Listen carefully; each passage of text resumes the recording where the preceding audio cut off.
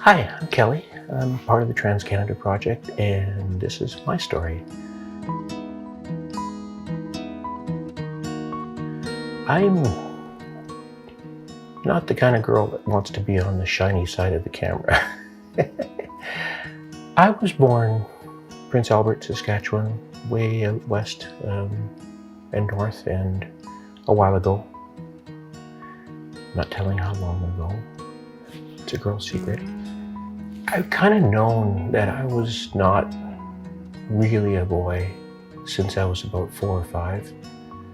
I didn't have the vocabulary to describe it. I had no idea what it was. I just felt wrong. I didn't feel like I fit in.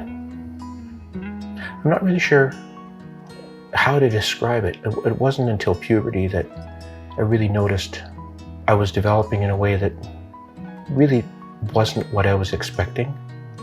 And I kind of expected to grow up to be a girl, and I didn't. And honestly, I was devastated.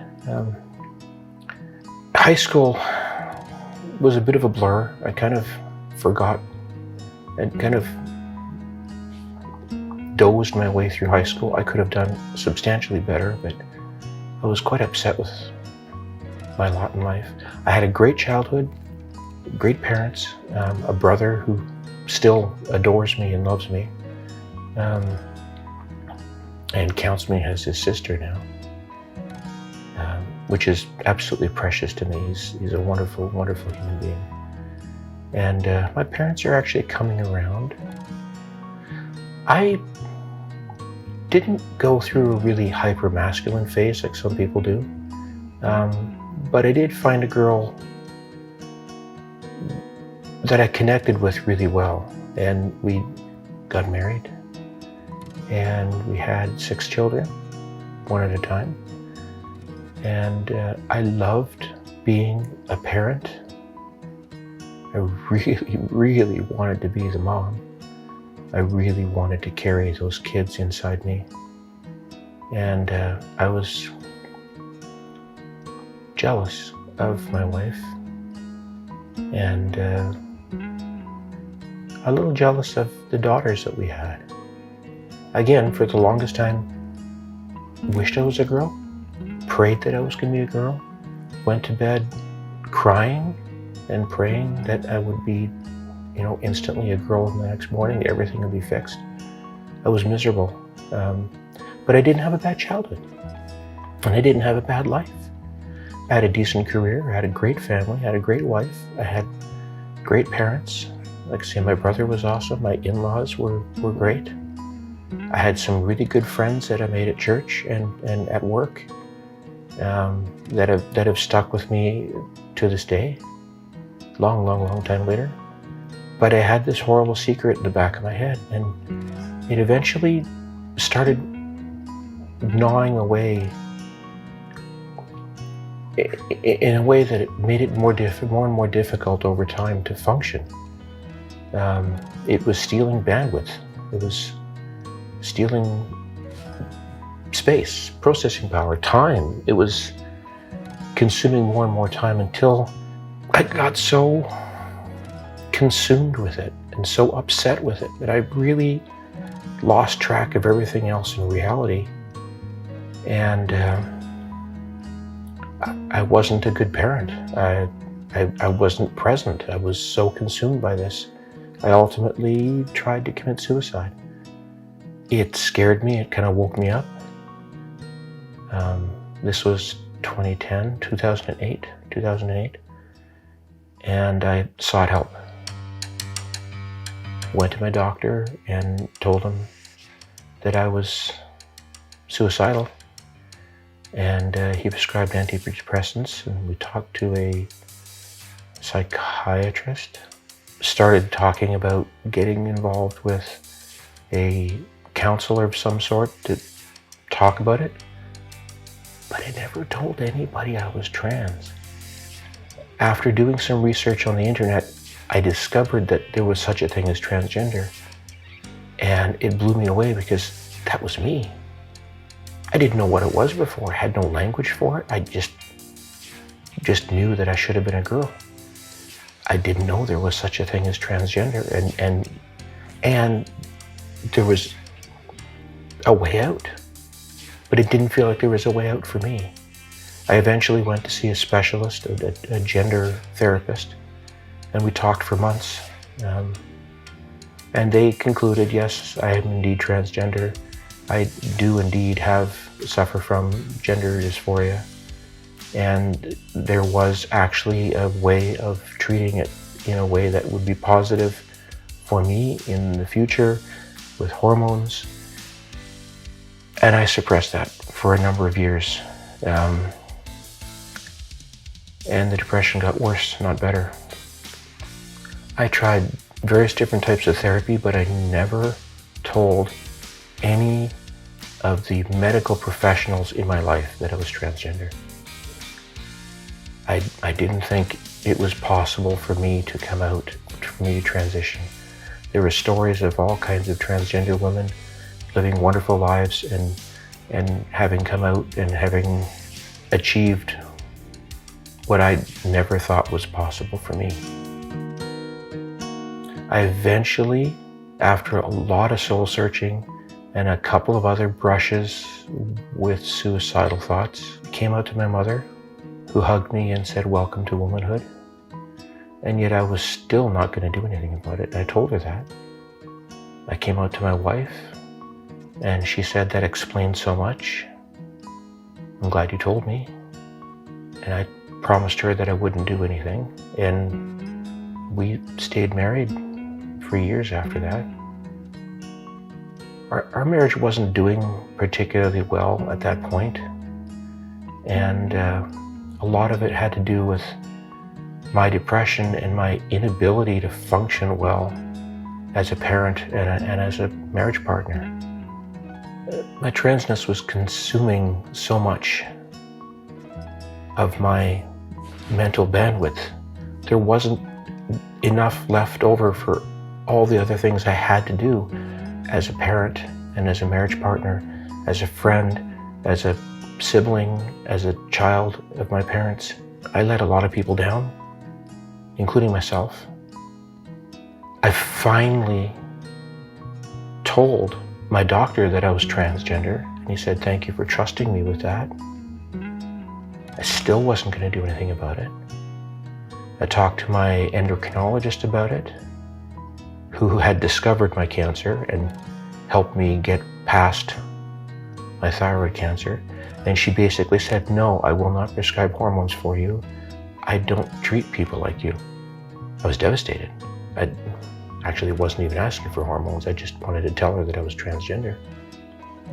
It wasn't until my wife and I separated and I moved in with my parents that I really got serious help with a psychologist and got into some intense therapy to deal with the depression, and my psychiatrist dealing with the medication, and me being away from the toxic environment at home, and my kids being away from me, who was being toxic at the time as well. I was able to start healing. I wouldn't have been able to do that at home.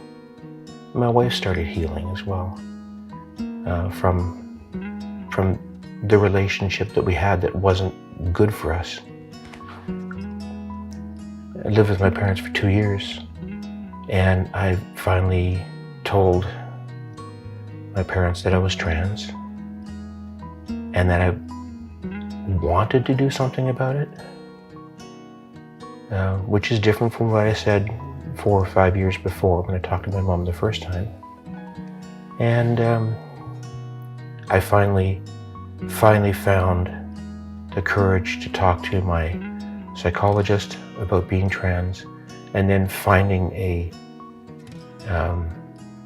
transgender therapist that I could talk to about gender-specific items, things, and found a doctor that was specializing in transgender patients and hormone therapy, and an endocrinologist that actually supported that.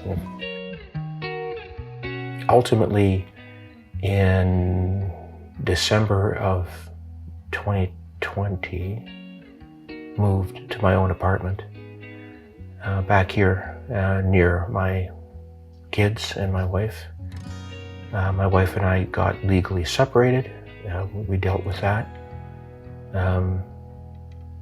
And very shortly after, within a week or so of moving into my own place, I transitioned fully, full-time. I ripped the Band-Aid off. There was no reason to wait. There was no reason to hold back. I was absolutely desperate to be myself. I was holding back, and it was painful, and it was destructive. And I finally had the courage and the opportunity to do it. And when I came out to my brother, he basically said, "Okay, so you're my sister." I told my wife that I was going to transition, and she was actually supportive. I told my kids, and they said, "Okay." So I told a number of friends that were quite supportive, and I told my clients, and one of them basically said, "I don't really care what you wear, I just hire you to solve problems." So I was in a position where I could transition, and I did aggressively and completely. And after being on antidepressants for so many years, and they helped regulate my mood, and they helped soften the emotional roller coaster I was on. The anti-androgens really calmed me down. They so totally got rid of, the only way I can describe it is a kind of an angry little buzz in the back of my head that I never knew was there until it was gone. And the blessed peace that came from that. Oh, I do not miss testosterone at all. The estrogen took a little longer to do stuff. I live almost daily in a state of joy. I don't remember ever being joyful before. Happy, certainly. Content, absolutely. And you know, but actual joy, I didn't know that was possible. I didn't know that was a thing. And to feel so completely myself for the first time in my life, I didn't know that was possible. I didn't know that was a thing. I didn't know I could have that. I hated what I looked like. I couldn't stand looking in the mirror. My entire life, I didn't take care of my appearance. I didn't look in the mirror. I did not want to have anything to do with myself. I didn't really know why. I never really was able to put my finger on it. I didn't have the vocabulary to describe it until I found out that I was trans. And even then, I was just unhappy with who I turned out to be. Now I wake up in the morning, my hair is all frizzled, I have no makeup on, and I look like crap, and I go look in the mirror and I smile. It makes me happy. I never had that before in my entire life.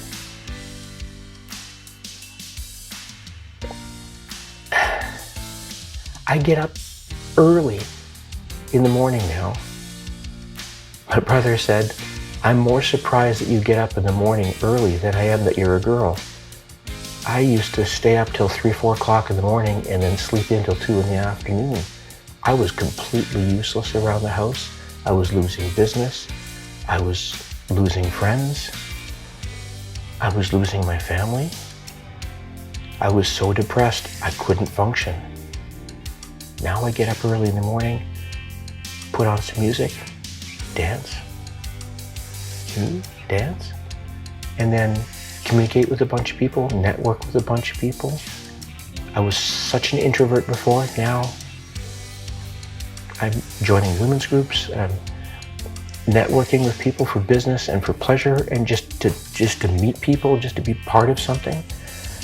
I'm happy with myself. I'm actually happy, and I can say that, and it's true. I'm content with myself, and I find joy in life. Not many people get to say that.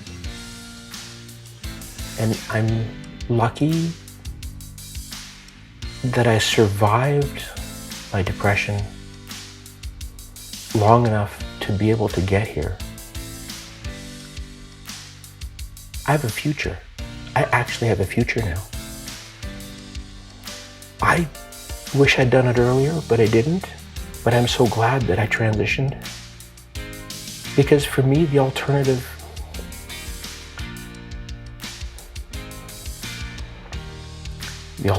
was not being around at all.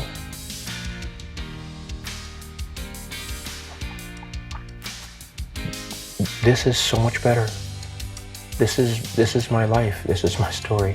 And